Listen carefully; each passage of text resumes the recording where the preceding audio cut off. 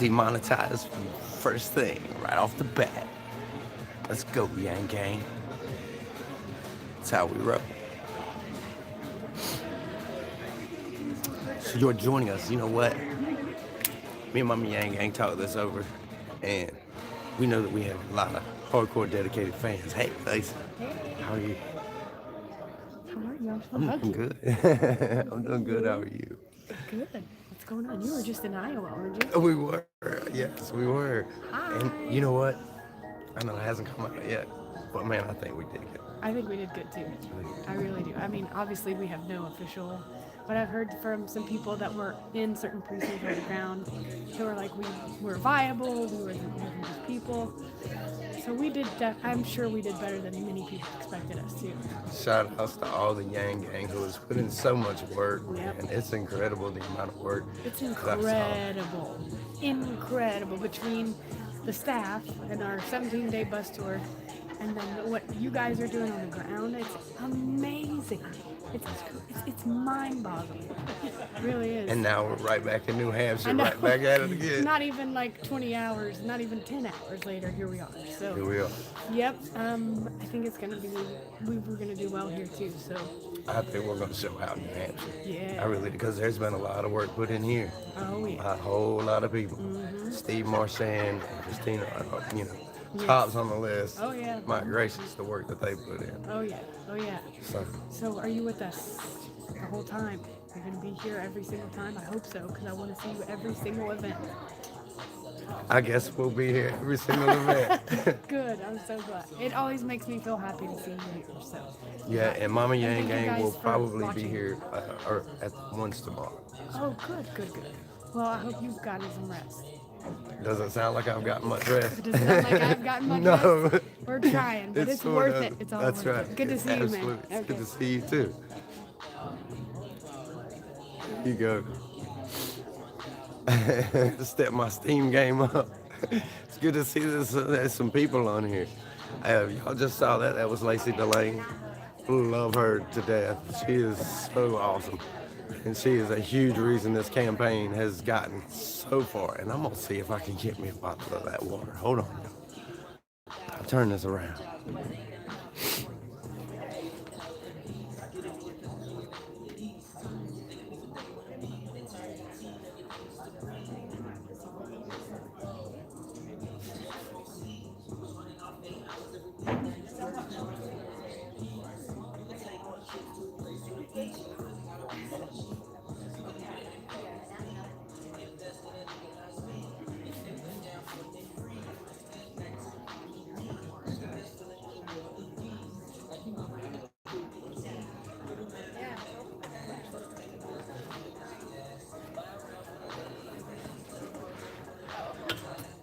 All right, bottle of water on the way. Y'all, what's up? Post Iowa Caucus time. So, what kind of craziness is going on in Iowa? I mean, we got to do better. You know, they had a Republican caucus in Iowa last night, too, which Trump won in a landslide, as we knew he would. I mean, and we can't get our shit together. Come on, man. That's so frustrating. So frustrating. This, coming from the conservative side, it's so aggravating, y'all. So aggravating. It's so dysfunctional over here on the Democrat side. Y'all are just full of dysfunction. I mean, at least with Trump, you got one guy. That's all you got. Bernie's a Russian spy. Y'all are crazy. Bernie's not a Russian spy. We got love for Bernie. Do I need a bottle of Jack Daniels to clear that? You know what? It's been so long since I've had a bottle of anything like that. Maybe. Maybe. So, me and Mama Yang Gang talked this over last night. And we figured, how could we continue to do the live streams for y'all? Because I know y'all like us and you like our little hype and you like our camera angles and all that stuff. So how could we do that and not interfere with the campaign raise money. So we have got our own Act Blue link now. Thank you. We have our own Act Blue link, and Mama Yang Gang will be sure to put that in the chat at some point in time. Excuse me, y'all. So this way we can continue to keep bringing y'all live streams, and maybe we can raise a little bit of money. I mean, we try to anyway. We always ask y'all to donate to Andrew Yang by all means. Bernie married in Russia, and he was drinking half naked with Russian people. I don't care if he was drinking half naked with Russian people. I probably drank half naked with Russian people before, at some point in my life. So, I mean, that doesn't prove anything. I believe you. I know you're not joking. Jeez. So this place will be filling up fast. I'm sure.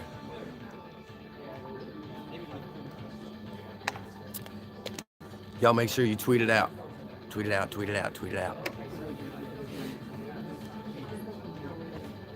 Because I don't know exactly. I mean.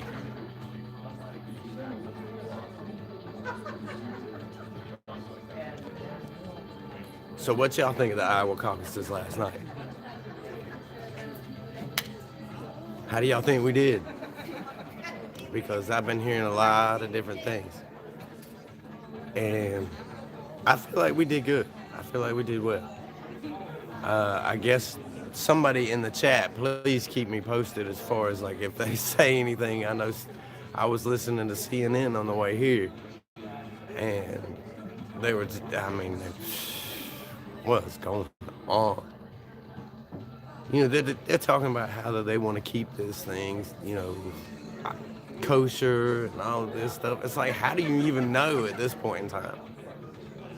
Like, it's supposed to have been done last night. Link to donate to the campaign. There you go. There's our Act Blue link. What? Somebody please donate to that. By all means. Donate to that link. We want to raise some money for the campaign. And hit that thumbs up. Thank you, CRT. We appreciate y'all being here. For sure. Don't know who I was going to be here as far as other Yang Gang. We just heard from Lacey, who was awesome. And man, it's so good to be back in New Hampshire. This is like a whole different world from Iowa, y'all. I don't know, man. I had so much trouble out in Iowa. Oh my gosh. Just headache after headache after headache. It was just ridiculous. But we did what we could do. So I hope it helped. But man, it is so good to be back in New Hampshire. I feel appreciated here. Also, if you're another, yes, absolutely. If you are from another country and you would like to donate to this channel, please, by all means, donate to this channel. It is taking us ass money to do all this stuff. So, anyway, we love y'all. Make sure you like, share, subscribe. Thumbs it up. Why are there only 38 thumbs up? Come on, y'all. Come on, y'all. Hey, Mama Yang Gang, do you know how to check and see if people donated through our link? Because I want to know who people donated through our link. That would make me feel really good. We love campaign donations, for sure.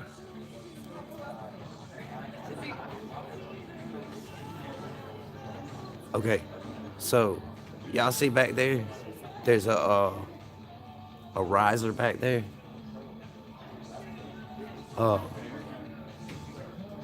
That's where the media people are supposed to be. But this is where the Grassroots Yang Gang is. See? Bringing you the best in coverage, bar none.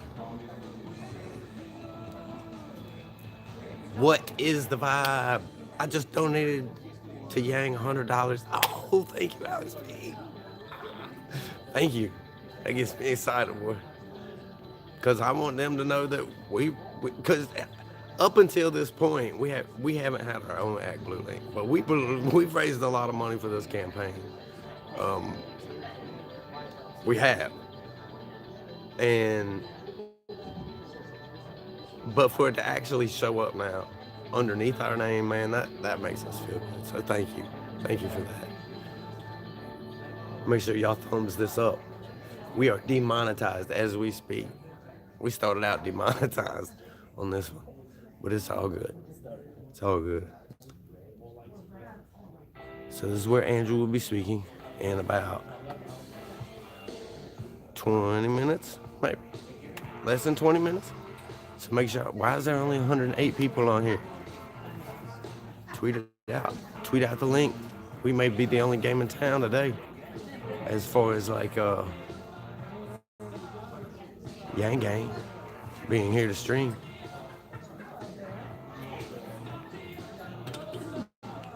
Thank you, Yvonne. We appreciate that so much. Yes, I believe we will be in Manchester. We will try to be covering all these events, really. This is what we do, y'all. We bring it to y'all. Move up my pocket juicy. So the vibe here is, I mean, it's pretty upbeat. It's pretty upbeat. There's a lot of uncertainty because we don't know exactly what's going on. You know, as far as, you know, this is Iowa Caucus is supposed to be a springboard to, you know, New Hampshire, and it's supposed, you know, it's supposed to be this door opener. And New Hampshire is either the ultimate partner or the ultimate, you know, adversary to the Iowa Caucus. So it could go either way, man. But we, you know, I think if Iowa goes the way of Yang, New Hampshire's going to follow, and I think they're going to anyway. For all intents and purposes, I feel like we had a solid night at the caucuses. Solid meaning fourth, fifth, maybe. We came out viable. That's all that matters, really. Because now that kind of excitement can spill over into New Hampshire if we could ever get the damn results. Where you at, Tom Perez? What does Tom Perez have to say? Anything? That dude is straight doo-doo.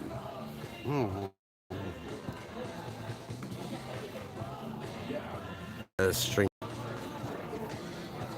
I wonder if they're Wi-Fi. Oop.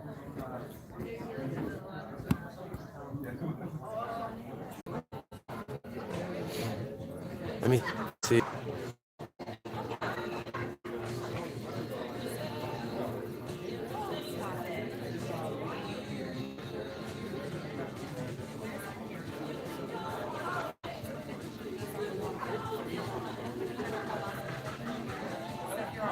Hold on, y'all. All right, there we go. There we go. There we go. I got the Wi-Fi, y'all. No, we're good.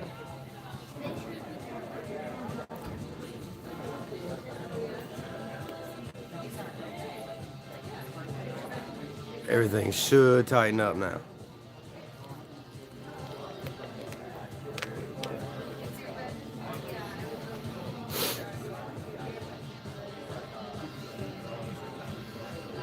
Is that better, y'all? Coming through good, loud and clear now.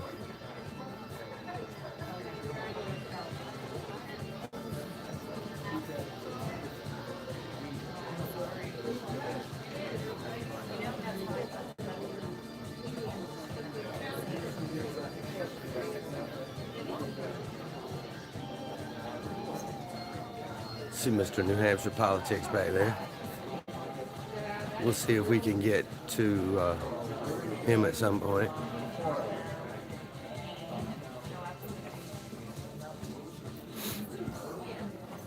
So I had to find a Wi-Fi password here. See, so it's great to be in New Hampshire because the people here know us so well because we come to all these events and bring them to y'all. that, I just ask for a password and I can get it here. Man, in Iowa, I was told I had to leave. It's just crazy, man. We had a crazy experience in Iowa. It was just nuts. So, we are here live in, where we at? Yeah, we're here in New Hampshire, waiting for Andrew Yang to show up. If y'all are just tuning in, we have an Act Blue link now. Mama will keep putting it in the chat so that y'all can donate to the Andrew Yang campaign. We appreciate it. And if there's anything left over, if y'all want to donate to us, feel free to. Make sure that you tweet this out, thumb it up. There's 115 people on 82 thumbs up. Let's go, y'all. Redacted says, I'm so fucking annoyed at the DNC. You know what? I'm with you. Tom Perez.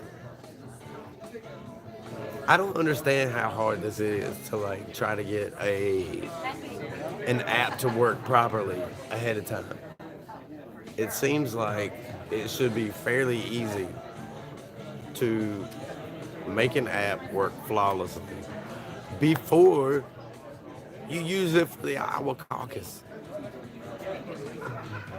This is exactly what Andrew is talking about our government is so damn far behind. If there was any kind of connection at all, the DNC would have gotten their shit together, or Iowa, whoever's responsible for this mess that we're having right now. And I think there's enough of it to go around. But either way, you know what? We're coming out strong. I know for a fact we got at least 3 delegates. Man, we got way more than 3. Come on, Humble Gang. We got way more than that. I feel like.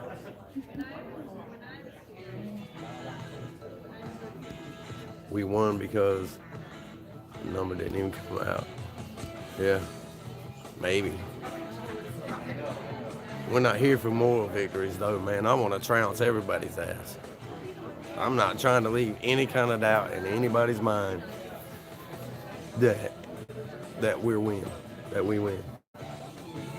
I mean, that's just me.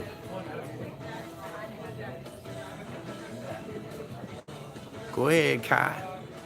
We love Kai Watson. There were so many people who just went beast mode out there in Iowa. Scott Santon, all the work he put in, and Jonathan Herzog and his crew out there, and Kai and Lex and Sorority of Yang, and I mean, so many people. Too many people. Brother Boyce was out there, or is out there right now. So many people. There's Mr. New Hampshire politics back there.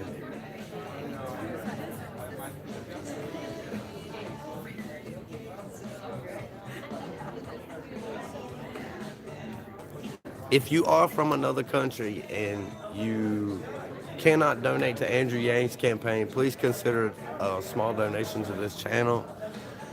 Every dollar helps. Thank you for that $10 super chat. It helps, y'all. It helps because, as you can hear in the background, there's music playing. And every time that there's music playing, we get demonetized, which means we can't make any money off of that video. So if y'all can help us out, please help us out. Hit the thumbs up for the algorithms. Make sure everybody gets this. Make sure you tweet it out. I know it's what day is it? Tuesday? Yes, today is Tuesday.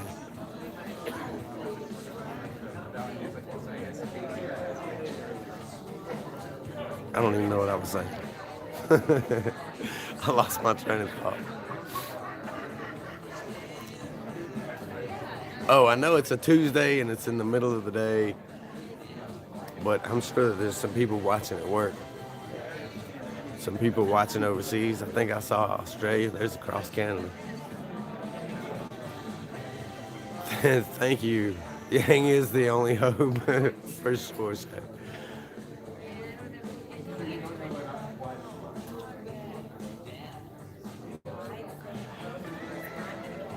up, Michael, for Yang?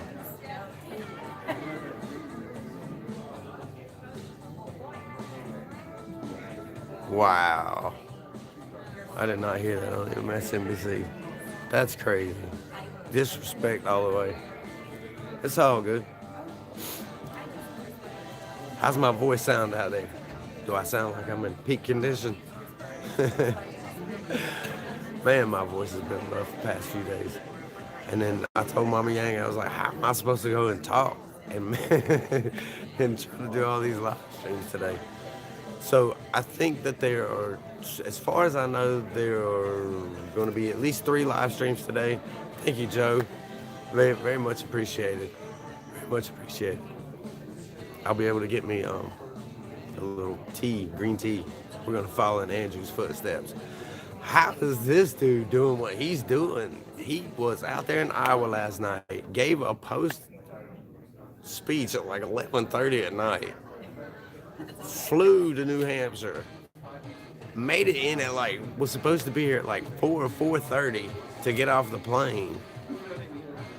And then he's going to be at this, I mean, it's crazy. That man's schedule, y'all, he is putting in the work. So if y'all can donate to the Yang campaign, if y'all haven't maxed out and y'all got $1 or $2, please use our Act Blue link. Mama keeps putting it in the chat. Use the Act Blue link and donate to. He's out here fighting as hard as fuck for everybody, man. I mean, if you don't see the work that this man is putting in for this to make it as president of the United States, to change this shit, man. Y'all ain't got your eyes open. And I know everybody here does have their eyes open, because y'all wouldn't be here if y'all weren't straight Yang Gang. I mean, I hope that we get some new people on here. Did y'all make sure that you check out that New York Times article? Barry Weiss, did I just get yanged? Well, that was awesome. It was really awesome. We love doing that article. And that picture, my God, I want to get that picture, and I want to just get that shit blew up. It was beautiful. That dude knew what he was doing when he took them pictures. But yes, more important than that, it was the exposure that it brought to Andrew Yang, and we hope that we think that we had a big part in Yang and Barry Weiss. She's awesome. She did a great job on that article and drew a lot of attention to humanity first. And say what you want to about Barry Weiss. You can love her or hate her. She did us a solid. So I'm gonna turn this around. People are starting to fill in now.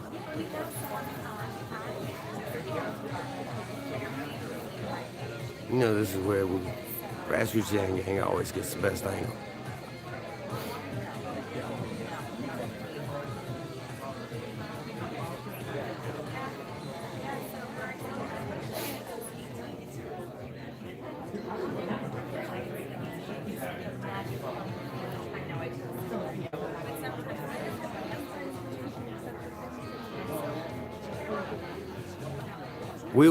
We had considered, we had asked y'all in the video if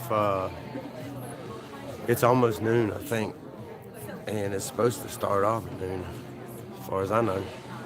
But we had considered doing a live stream, but I knew my voice couldn't handle it. And I had to be able to be here to talk to y'all today as best I could. Use some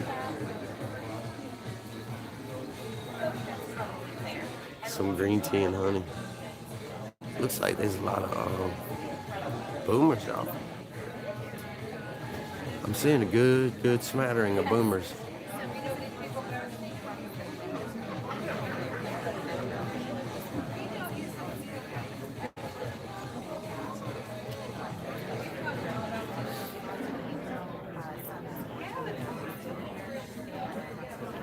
Looks like a very curious crowd. Uh-oh. Can y'all hear the song in the background? That's my jam. I start doing my dad dance.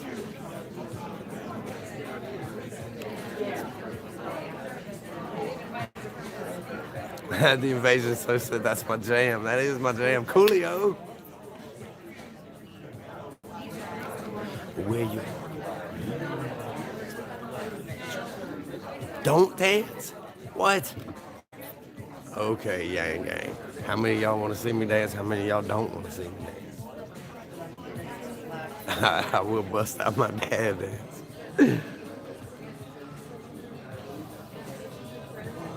But that's only because I'm behind the camera and I can't really do any other kind of dance but the dad dance. Stay in frame. Jeez. Gangsta's paradise.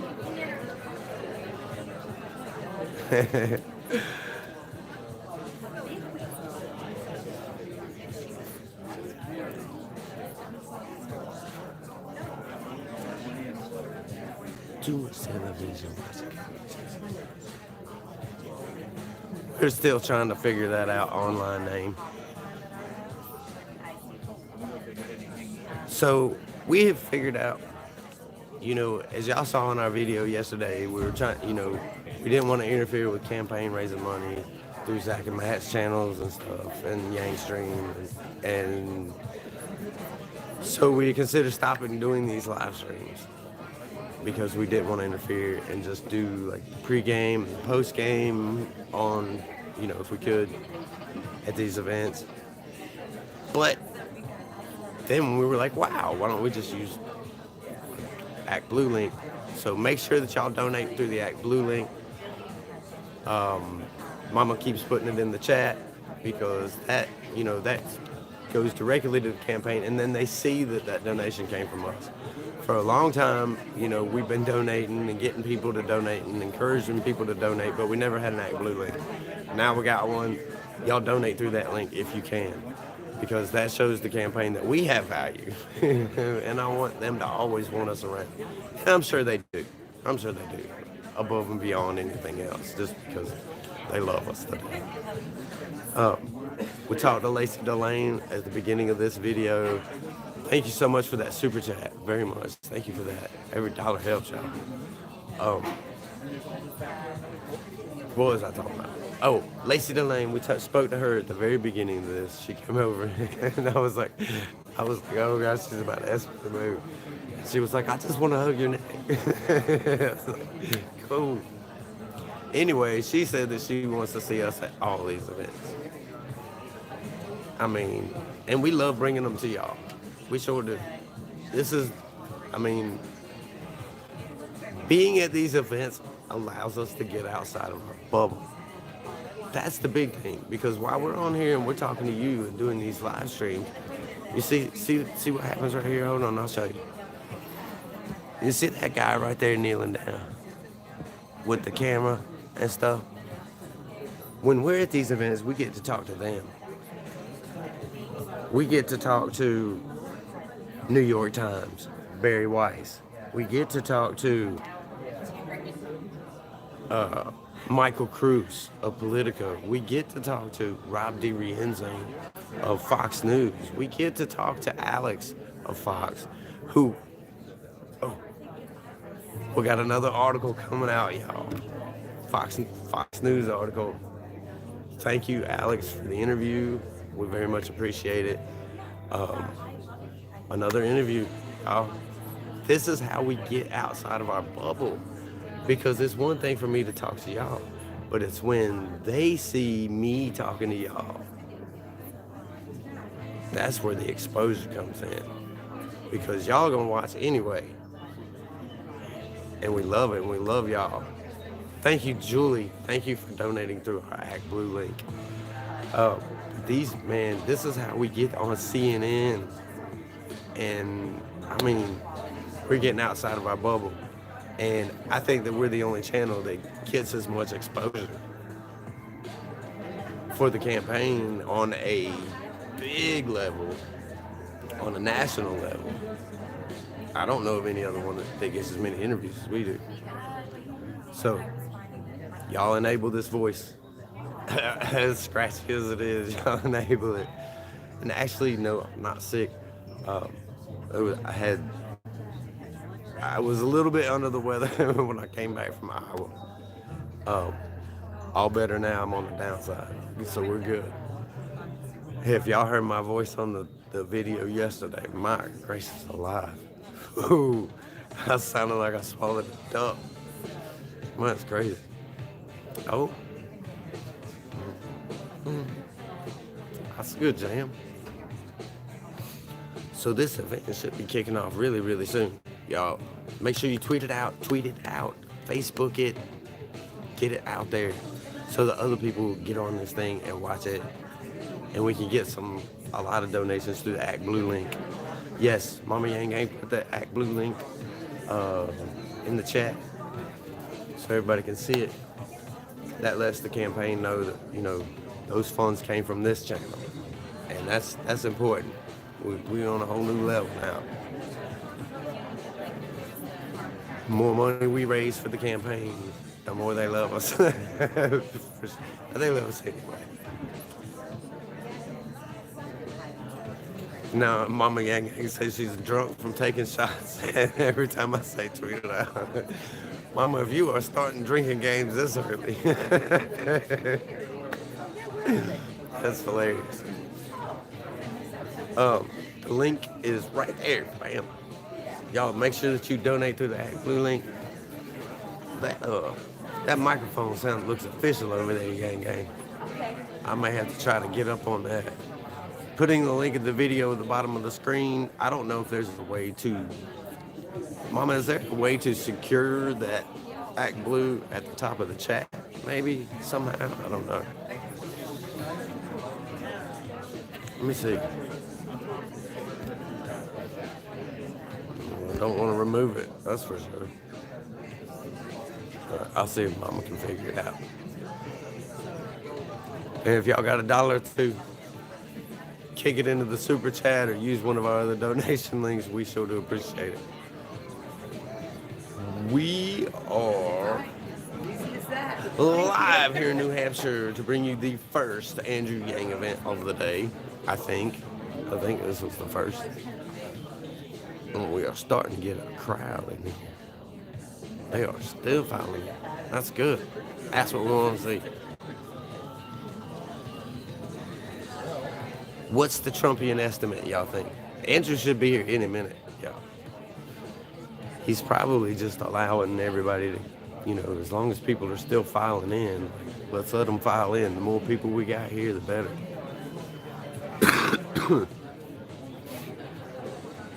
300,000 Trumpian estimate. Well, see, here's the thing. We can't do what Zach and Matt. We don't know how. They've got this whole new setup, y'all. To help raise money for the campaign at these events. And that's kind of what we do too.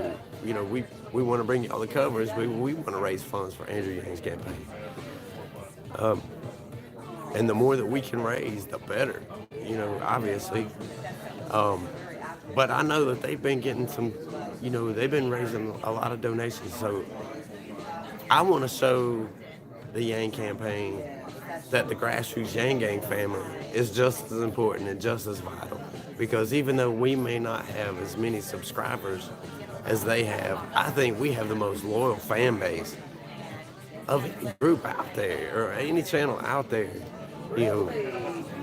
I don't know. Our fans, man, of this channel have just stuck with us and have been here at every turn and have helped supported the channel.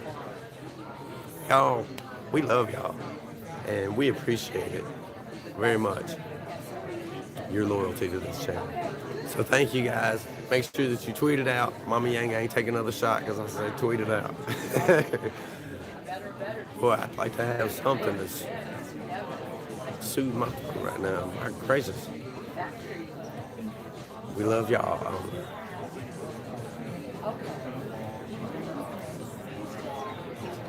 What do we think Andrew's approach towards the rest of the candidates should be in the upcoming debate? More confrontations? Continue to use data, speak facts, yes.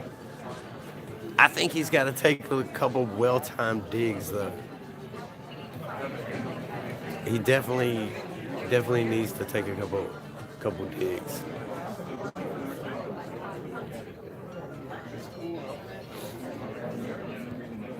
confrontation doesn't go against the message if your facts are wrong. Yes, he needs to continue. Look, you can dismantle all these chumps. You can dismantle all of them by using the facts that you have and using the data, and you can just, man, you can cripple them. Dude, I mean, all it takes is the proper facts. And if you know anything, that they always fact check these debates. They always fact check them. And so far, Andrews is the only one that's come out unscathed. So, oh, shit. If y'all know anything about, I love Journey. I love Steve Perry. Nobody will ever have a voice like that, man. My Christ.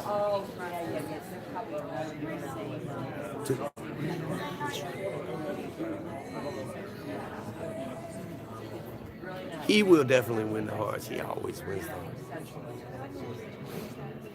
Man, we need to turn that up. Demonetized or not. That's my jam. Look, the one you're listening to right now is one of my favorites. I see her in the smoking room.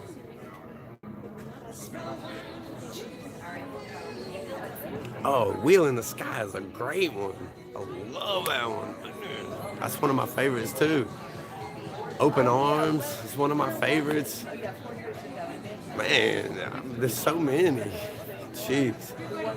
And you know what? It was so, you know, the one dude, dang, I can't remember his name, the Asian dude that took over for Steve Perry. He had an amazing voice, or has an amazing voice. But he is not Steve Perry, man, and you can tell the difference, bro.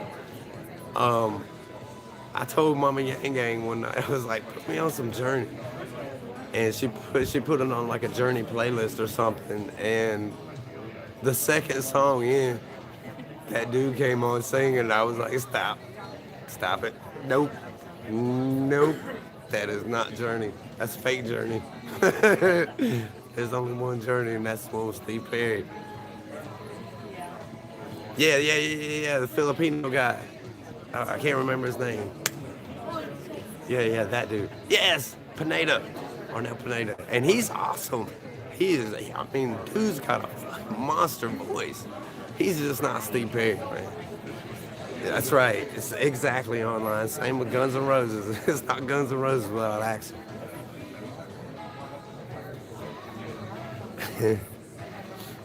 Genesis, that's a good one. It's a good analogy.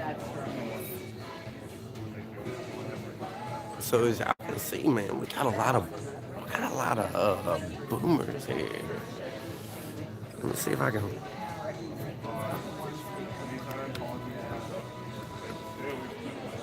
Well, I mean, my gosh, Katie, washed up. He's like 90 years old. Of course he's washed up.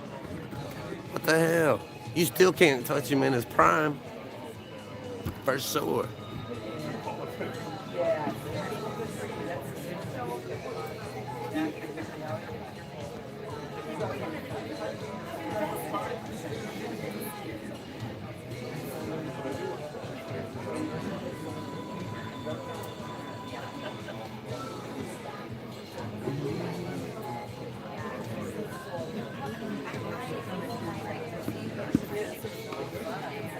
Looks like we made it. Am I interrupting you right now? No, absolutely not. I want to try to photograph you eventually. Sure.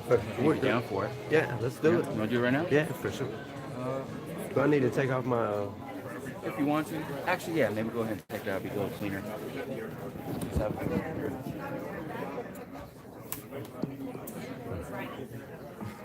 I'm Jimmy, by the way. I'm Russell. Russell. Grassroots young guy. Oh, I know. I know, man. I love your hat. Thanks, man. That's actually my Twitter handle. What's that? Future is now. Is it? All right, I would definitely. I mean, I made the hat for the phrase for the right word sound. You know what it means. All right, that's good. So now I'm just gonna have you look right into the lens of this camera.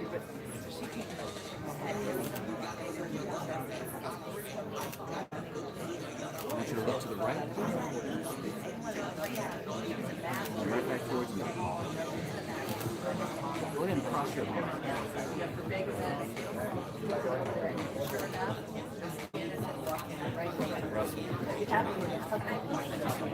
So Are you gonna follow the trail today? for sure, we try to make it all easy as we can.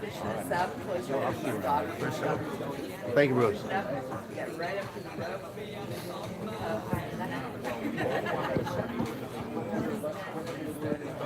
Movie star guy, he and his wife come out. His wife, we literally were right here below there. And we could work forever. It says the future is math.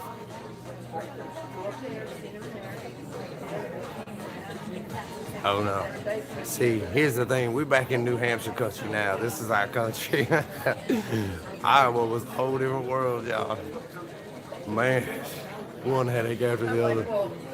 So, but we're back in New Hampshire. They love us up here. We've been Grassroots yang-ganging up here for a long time now. As y'all know, if y'all been following this channel. Ever since I moved from North Carolina, man, we've been doing it up here in New Hampshire. Where? I don't know. Maybe.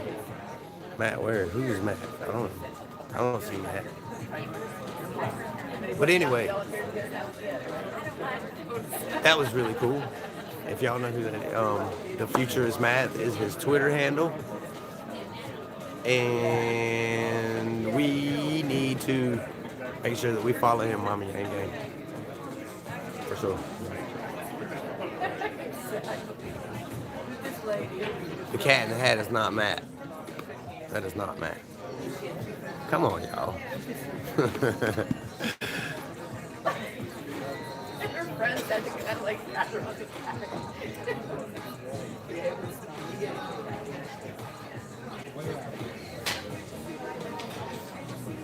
No, Matt is not here. That is definitely not Matt.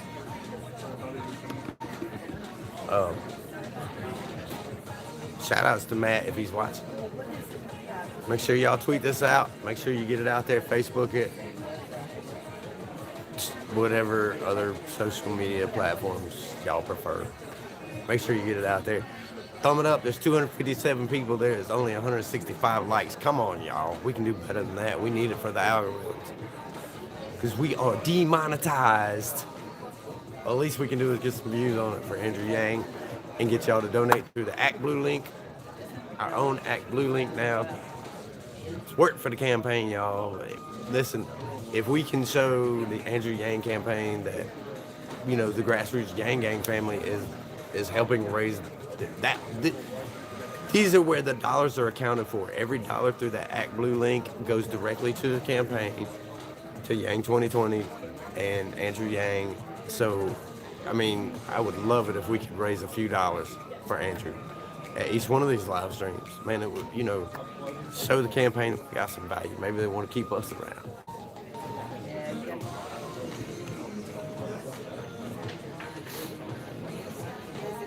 What? Whoa, hold on. Somebody says something about transparent trousers. I gotta see this comment.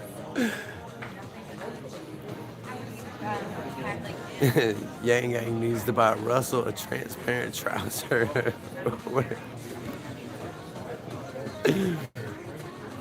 What the fuck?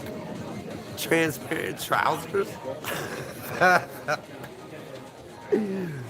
That would be, I mean, not hilarious, but it'd be weird looking though. Could you imagine me walking in front of all these people with transparent trousers? Now that would be classic. So, yes, the Act Blue link, Mama Yang Gang keeps putting it in the chat. If y'all donate through there, those donations go directly to the campaign. Goes back to our joking when that guy told you to take it off.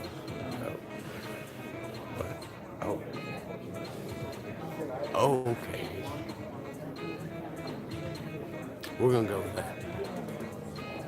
So we love you, Yang Gang. Make sure y'all get this out there. Thumb it up for the algorithms. Spanish flu. Amazon. Make sure y'all know your cues, okay? Because we're gonna have to bring the heat. These people might not know their cues. There's a few people. There's a few math hats here, and a little bit of Andrew Yang here. But by and large, I'm seeing Yang curious, and that's what we want, man. we want it like an 80-20 split. That way the Yang Gang that's here can actually pump everybody up. You know, get everybody jacked up when Andrew Yang hits those cues. What it is. Come on, man.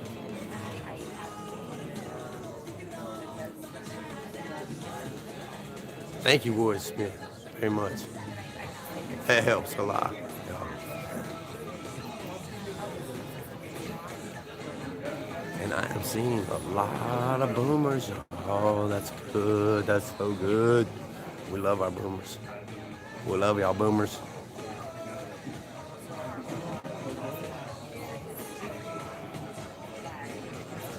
Yes, we are official. We were demonetized the second that this live stream went up. There was a song playing. We'll let all these companies fight over who's going to get the profits. Won't be us this time. It's okay.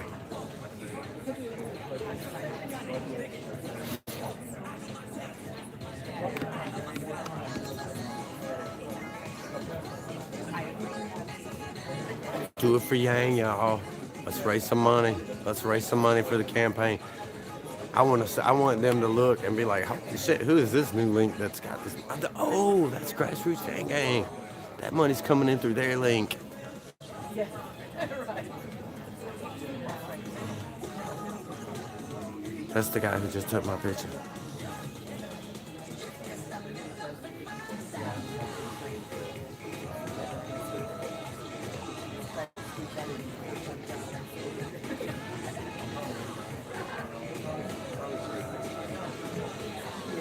I don't know, man. This song's great.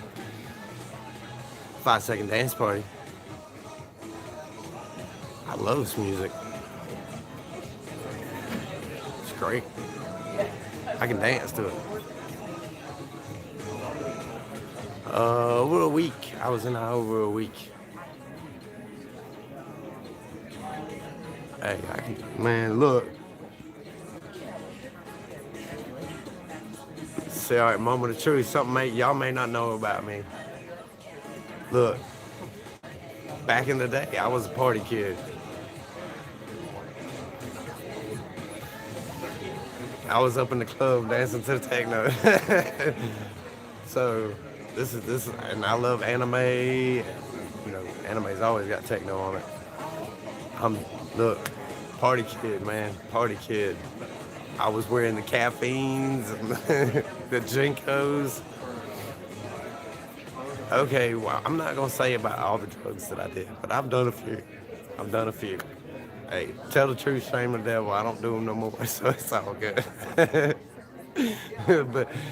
yeah, for sure, I ain't gonna lie about it. There ain't no shame in my game. I was a party kid, bro. I was a straight up party kid. Every weekend I was at a rave. Candy kid. So it's all good. Was I wrong? Your last video said you were quitting. No, yes, you're wrong. Y'all, we did not say that we were quitting YouTube. Oh, we said that we were going to stop doing these live streams because of the campaign. We didn't want to interfere with raising funds for the campaign. But we solved that problem because we have our own Act Blue link now, which Mama Yang Gang keeps putting in the chat. And now we can have it tracked where it shows that we're raising funds for the campaign. You know, because we don't ever want them to think that we're not, because we are. We've always encouraged you. Go back to our videos. We've always encouraged you to donate to yang2020.com first and foremost. First and foremost. And if you have $1 or $2 extra, if you're maxed out, or if you're from another country, then by all means, if you can, please donate to this channel. Because, you know what, that helps us. You know, you may not be able to support Andrew Yang directly, but, I mean, we're putting out the good word. We put out the good word. For sure. And we always make sure that we bring y'all the craziest interviews, and the best interviews. And so, yeah. Let's do it, y'all. If you can, donate to the campaign through our Act Blue link. I have actually maxed out my donations. Mama Yang Gang still got a little bit to go. So we're working on her donations next. But I am maxed out. OG style. You know what? I could, but I'm afraid as soon as I get out of this, Andrew's gonna hit that stage.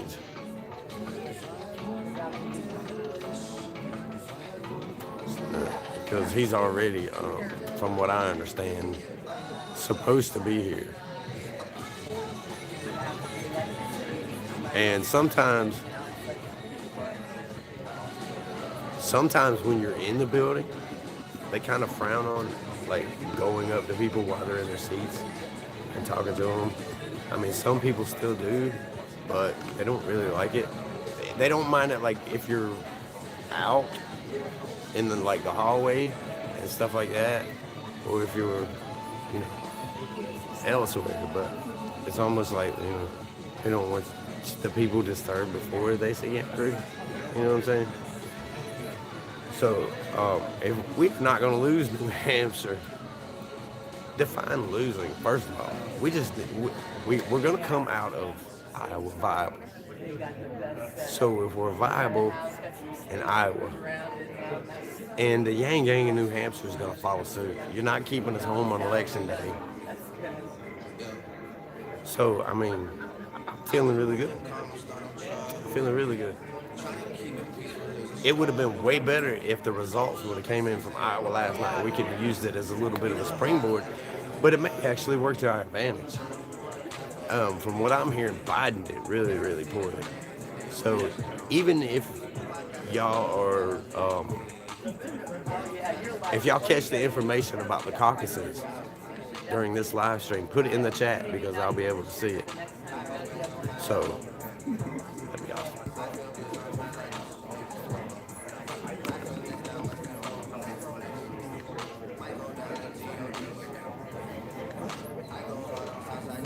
Yes, our PayPal links are in any of the descriptions on any of the other videos. All our donation links are there. PayPal hits immediately, and you know, donate to the campaign. Thank you, Alex P. Very, very much. I think that's your second donation today. Thank you. Yes, donate to the campaign through our Act Blue link. Show the campaign we got some value, not just pretty faces. But that's just one tangible way that we can raise money for the campaign and have it shown that it was through our fan base, the Grassroots Yang Gang, the most loyal fan base there is, I believe, as far as Yang Gang fan bases. Grassroots Yang Gang family has been here since the beginning.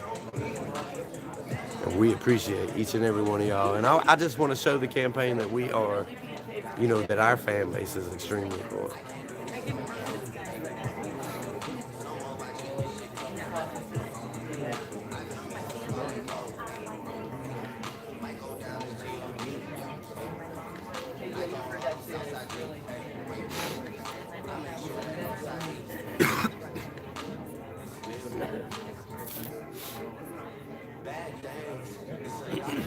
Uh-oh, I see Mr. New Hampshire politics on the move. If Mr. New Hampshire politics is on the move, he must be getting close.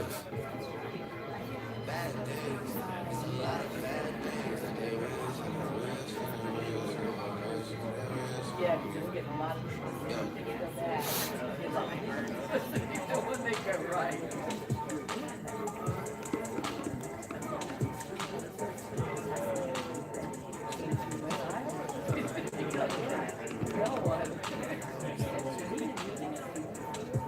It's really cool.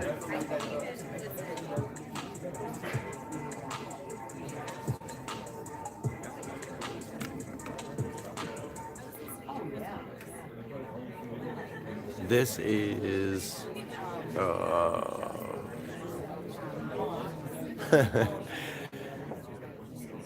I can't remember. I just punched it in my GPS, y'all. Mr. New Hampshire politics on the move.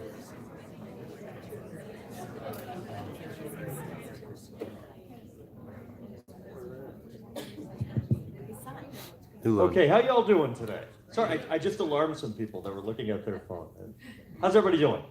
Yeah. Good. How many of you have not seen Andrew Gang in person before? All right, so first of all, that's awesome. That's almost all of you. Second of all, that means I just want to make sure that you know, since you have not seen him in person before, that I am not Andrew Yang.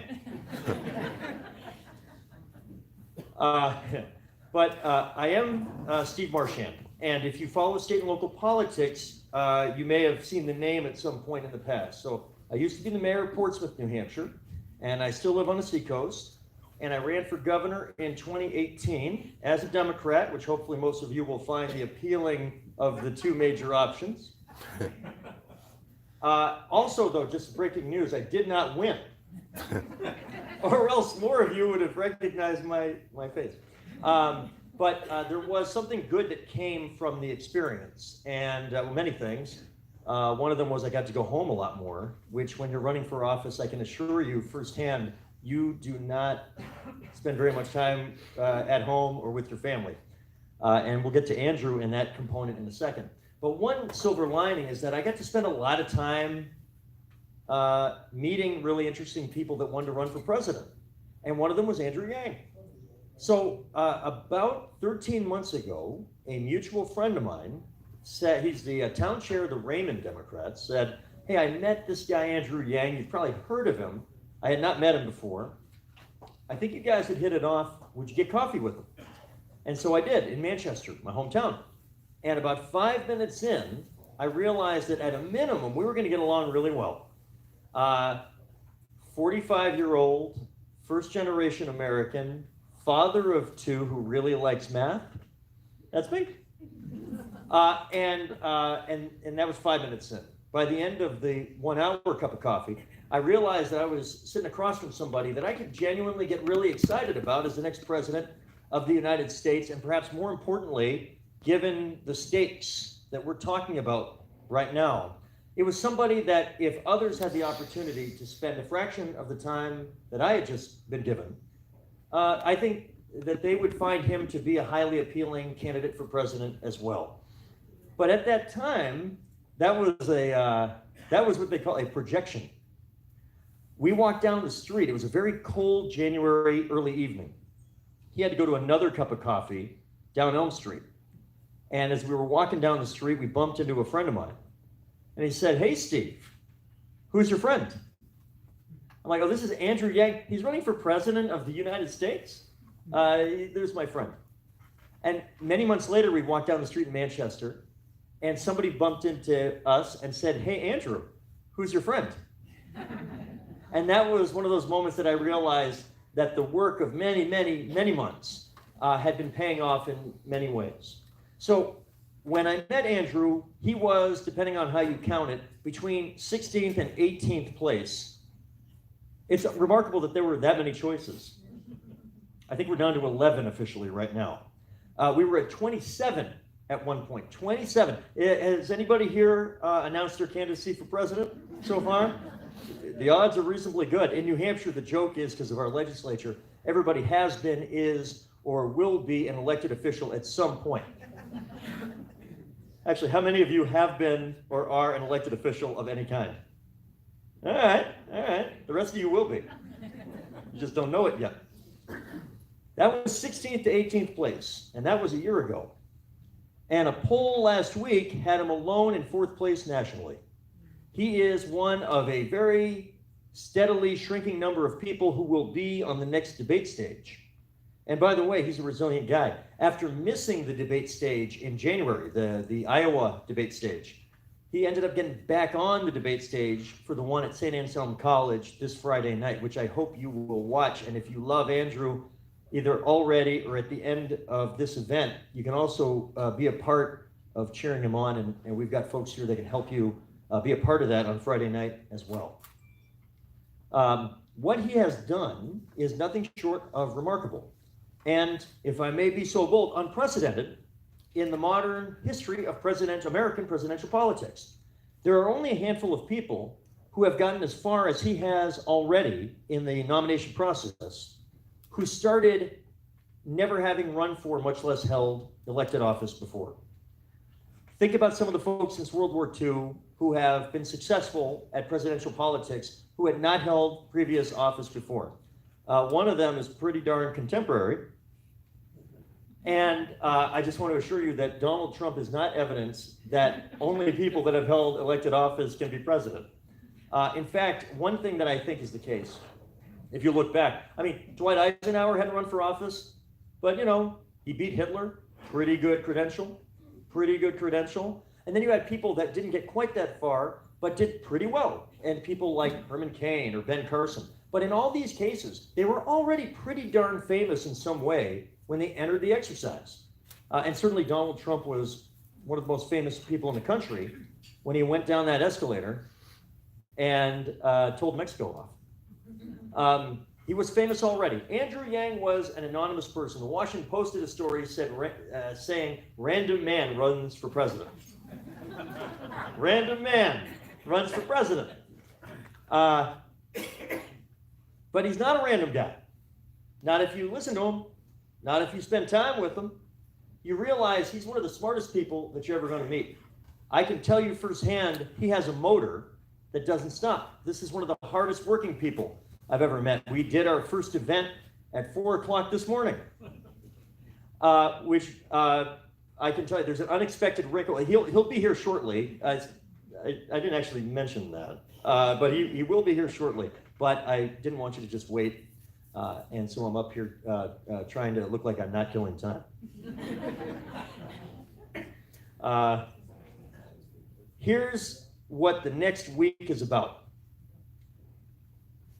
Ordinarily, I'm a lifer. Who here is a native of New Hampshire? Who was born in New Hampshire? And who was not born in New Hampshire? Okay, that's New Hampshire. New Hampshire is one of the least native states in America. Top 5 least native states. I used to, when I was running for mayor, I'd knock on doors and tell folks that I was from Manchester. And that was getting held against me. They're like, well, I'm not from New Hampshire. So what are you saying? You got to be from New Hampshire to run for mayor? And then I stopped telling people where I was from. I thought that would be good. It was bad. Most people that live in New Hampshire were not born in New Hampshire.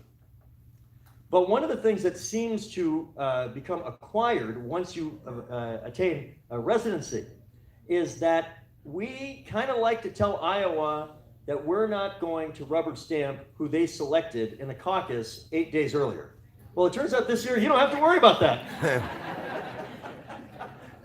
I have no idea who won the Iowa Caucus last night, nor do you. This just in, nor do any of the candidates. Pretty extraordinary. Who plans on voting in the New Hampshire primary a week from today? Are we going to show them how to run an election next Tuesday? Yeah. Give yourself a round of applause in advance. Because folks are watching now, all right, on the early states, and if we mess it up logistically, I mean the results, if you don't vote for Andrew and you mess it up that way, that's a different conversation. But if we mess it up logistically, there are folks that are just killing to get first in the nation. It is a privilege. It is not a birthright. But in the history of the New Hampshire primary, we have a lot of examples where we have said time and time again across party lines that we like to give outsiders a chance. We like to give people that don't start with the biggest bank account a chance. We like to give the other 48 states a chance. So it's kind of funny. Like I joke with folks, I'm a tremendous respect for Hillary Clinton, but she ends up being an amazing example of the oddity of New Hampshire. In 2008, when Barack Obama won Iowa, and it looked like he was about to win New Hampshire, if you were around at that point, he was up by 6, 8, 10 points, entering the weekend of the New Hampshire primary, later this week, it's equivalent. And as you know, Hillary won by 5 points, an amazing turn of events that took what would have been basically a Barack Obama coronation after 2 states and turned it into an epic 50-state struggle. So New Hampshire said, hey, we like you, Barack, but we like Hillary and we don't want this thing to be over yet. Fast forward 8 years. Iowa said, by a hair, we're going for Hillary. And New Hampshire said, clearly we like you, Hillary, because 8 years ago we kind of saved your bacon. But we don't want this thing to be over in 2 states, so we're going to go vote for your opponent this time, Bernie Sanders. So it's not personal. We just don't like rubber stamping it. I was 10 years old in 1984 and in fourth grade, and there was a former vice president of the United States that everybody said was totally going to win the election. Was totally going to be the nominee, Walter Mondale. He won Iowa with 49% of the vote.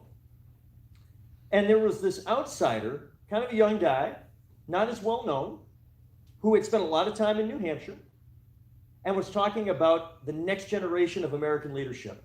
He was delivering an energy level, a youthfulness, a hope that ended up taking him from having lost Iowa by 36 points 8 days earlier to being down in the polls by almost 10 points 4 days before the New Hampshire primary, to winning and defeating Walter Mondale by almost 10 points on primary day, a blizzard, I remember it well, 1984.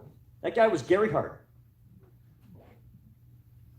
When we look at the Republican side of the aisle, George W. Bush was about to be coronated from governor of Texas to the presumptive Republican nominee. And there was a guy that said, I'm going to skip Iowa because I believe that New Hampshire is the place where somebody that kind of starts from a little further back than the big names at the beginning has a shot if they work it hard enough and they've got a compelling message that presents a positive, alternative vision of where America can go. And that person was John McCain. And he ended up going from losing Iowa by an enormous margin to 8 days later, winning the New Hampshire primary by more than 15 points. And then 8 years later, New Hampshire did it again for him. We see this on both sides of the aisle. It's what caused LBJ to not run for re-election, in large part because New Hampshire gave Eugene McCarthy a big vote out of nowhere. It's what cost Ed Muskie a nomination. It's what propelled Jimmy Carter to a nomination. It's what gave Ronald Reagan a chance after having lost the nomination in 1976. So this is not new. This is what we do. And if you've been looking at the polling in New Hampshire, it is pretty remarkable how volatile the next 7.5 days are likely to be. And that's before I found out we don't know who won Iowa. Like, it was volatile before that. So here's the thing. I'm going to ask you, show me a show of hands. How many of you are hoping that you get a nominee that represents some form of transformational change as it relates to economic inequality, wants to rewrite the rules of the 21st century economy, somebody that's going to make this a fairer place for all Americans to live in for the next 20 years? Who would like that as a big part of who our nominee is? Me too. How many of you want a nominee who gives us the best chance of defeating Donald Trump this November? Yeah, I saw people like the shoulder out of joint on that one. Like, oh yeah. And I think a lot of you have wanted both. Here is the challenge we face, Democrats and those who are thinking about voting Democrat this year. The reason why this is such a messed up field, even after Iowa, especially after Iowa last night, where we have so many people that have a chance, where nobody is running away with it. It's a very convoluted message that the electorate is sending through the polling and even through Iowa now, is because Democrats really want to beat Donald Trump, and they really want transformational change, economic transformational change. But in terms of the electability, we all want an electable nominee, and we can't quite agree on what the optimal electability set of characteristics looks like. If I asked you privately what you think the characteristics are of the most electable Democratic nominee, I would get as many different answers in terms of the combination as there are people here. Some folks say we need somebody who is sort of moderate and stable and brings us back to some form of normalcy and predictability, comfort. Others would say we need the complete opposite of that. We need transformational change, a dynamic transformational message, perhaps a generational change. These are two very different things, and I can't tell you for sure that one is better than the other, except for I clearly have an opinion because I'm here today.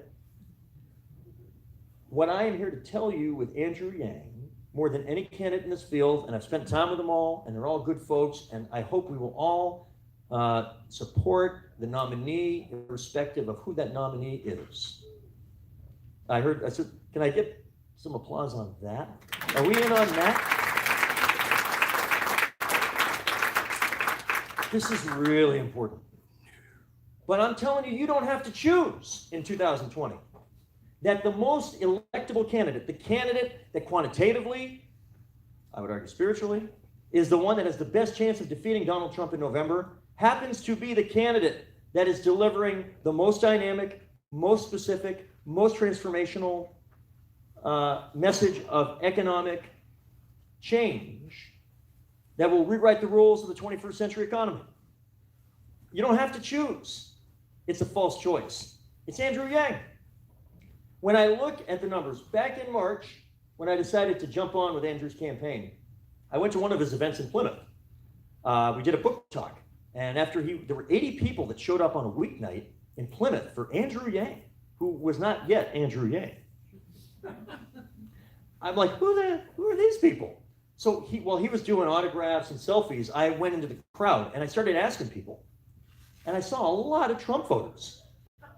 And I had been to Warren events, Gillibrand, Booker, great candidates. No Trump voters at those events.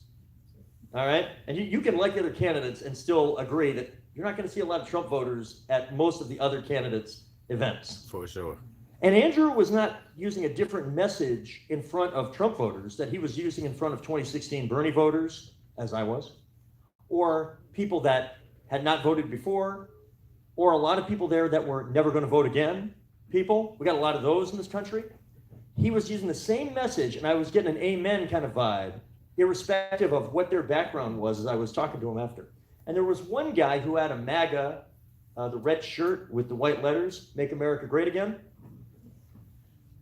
I said, you have just spent 90 minutes sitting at an event with a young Asian American Democrat who wants to give every U.S. citizen $1,000 a month for the rest of their life. Sir, are you attending the correct event? Have you gotten your GPS correct? And he goes, I have. And I'm like, why? And he said this, and I think about it a lot, and I think this is part of what the folks in New Hampshire are going to consider over the next 7+ days. It's this. He said, it turns out, after 3 years of Donald Trump, that I now realize, he said, that Donald Trump was the wrong answer to the right question, and that Andrew Yang is the right answer to the right question, which begs this. What's the right question? And he said, the right question is this. How come at a time when people are saying GDP record high, unemployment record low, stock market record high, inflation, sustained inflation record low? How can these data points that we have been taught our entire life that when these things are going well, it means things are going well for you. It means that your standard of living must be going up. It means that the pit of the stomach anxiety that you feel when your personal economy is not going well has vanished. It means that you can rest at night knowing that your kids are going to have a better standard of living than you did. The American dream. Despite all that, it's not true. He says, I feel like I'm walking on an economic tightrope with no safety net underneath. So how can these two things be true? Donald Trump said, I know that millions of you are feeling economic pain. And he said the answer was immigrants. He said the answer was building a wall. He said the answer was bringing back coal. He said the answer was eliminating environmental regulation. He said the answer was turning the clock back. And it turns out Andrew realizes we don't have to turn the clock back. We have to accelerate into the future. We need to move the clock forward into what the next generation of capitalism can look like. He describes the freedom dividend, which is $1,000 a month for every U.S. citizen, 18 and older, no questions asked, for the rest of your life, including if you're on Social Security, it stacks on top, as a capitalism that doesn't start at zero. There are some of the largest companies in America, many of them tech companies, that pay none or virtually no federal income taxes last year. And some of them are ones that you probably have used since I got on this stage. Like Facebook. It's okay if you look at I'm not the candidate, you can look at your phone. Yeah, Facebook, Twitter, Amazon, if you decide to make a purchase over the course of the last 10 minutes, these folks didn't pay federal taxes last year. Amazon and a handful of other online shopping companies are taking $30 billion a year of old school brick and mortar commerce out of our communities every year. And they're bringing no money back in the tax revenue from all that revenue they generate. The reason that is the case is not because they are breaking the law. It is because they are following the law. And so we need to look at the law. We need to modernize the definitions that go into how much these companies pay. We need a tax system that reflects what virtually every Western economy in Europe, in Canada, most of Asia, what they have done, which gets away from just thinking of everything in terms of a wealth tax and thinking about what he calls a VAT, value-added tax. And depending how long before he gets here, we could talk about that. I'm about 5 minutes away from opening Q&A up to the floor. That's all right. That's all right. We could talk about that. But that's why would we not learn from the countries that already tried the policies that some of Andrew's opponents are proposing? Because they ended up not using them and replacing them with the policies that Andrew is proposing. The problem with the wealth tax is its spirit gets at what I think most of us want, which is to dislodge this enormous amount of new wealth that is getting stuck in a fraction of the top 1%. The gains are up here. You know, it's kind of funny. In the modern form of capitalism, the risk are getting socialized, but the gains remain up here.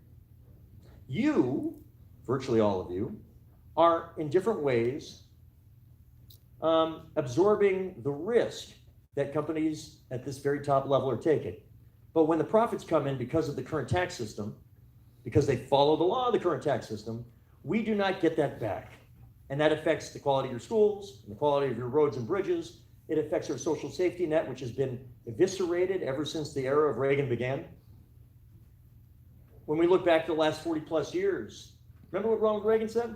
He said, government is not the solution to our problems, government is the problem. And when one of the two major parties in our country has as its core operating principle over a 40 plus year period, that government, period, end of sentence, the public sector, period, end of sentence, is part of the problem and is not capable, done well at being something that helps lift people up and make us a fairer and freer people, then we end up where we're at today. It is not an overstatement to say this, and it's part of the reason why I signed on with Andrew so early, and I believe in him so strongly. I am now old enough to see what has happened many times in American history.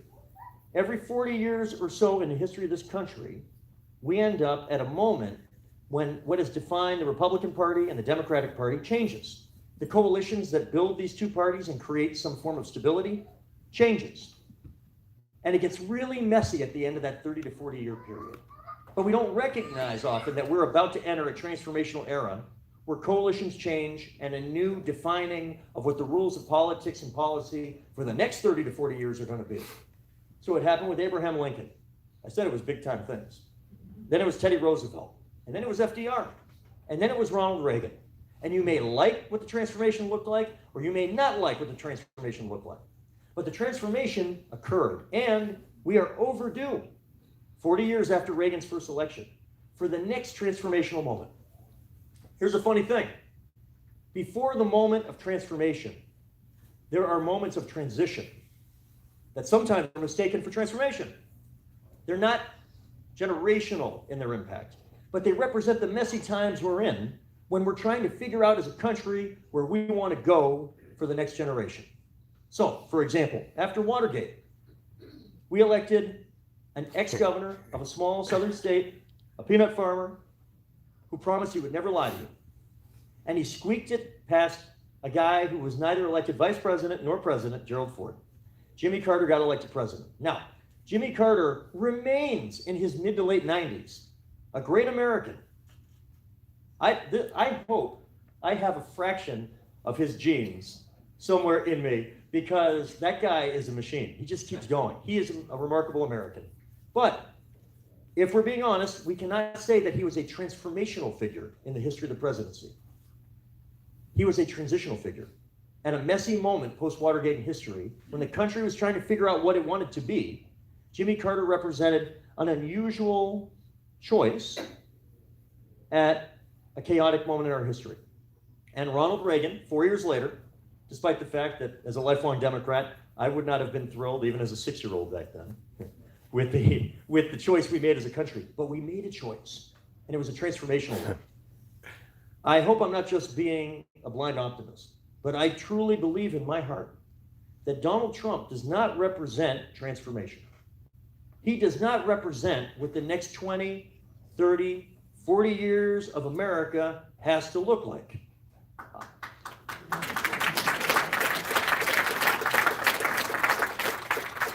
He is, and I believe in my heart, he is a transitional figure. That is the only time that I will compare Jimmy Carter to Donald Trump in the same paragraph, much less sentence. But the thing that they have in common, I hope you're walking with me on this, and I believe this to be true. It is when the country's trying to figure out what we're going to do, the levels of anxiety are real, and they're big. We are willing to do unusual things, at least temporarily, to almost buy time, and maybe as we careen from side to side, to try to figure out where we want to end up as a country for an extended period of time. And in the late 70s, it was Jimmy Carter. At the end of the 19th century, when we were done with Lincoln and we weren't quite at Teddy Roosevelt, you might recall from your history book, a lot of one-term presidents that don't have a lot of buildings named after them today. That was an example of this sort of transition period. And this is the next one. So one of the two parties is going to eventually figure out what the transformational message will be and who the messenger will be. It's not Donald Trump. It could be a Republican. I hope the hell it's a Democrat. But it doesn't just happen. It's going to take something more and bigger and more exciting and more transformational than a message that simply says, let's go back to the past. Let's be the party that's not Donald Trump. If we nominate in 2020 a Democrat whose core message is, I am not Donald Trump, the best case scenario is we squeak by an election that then Donald Trump claims was taken away from him.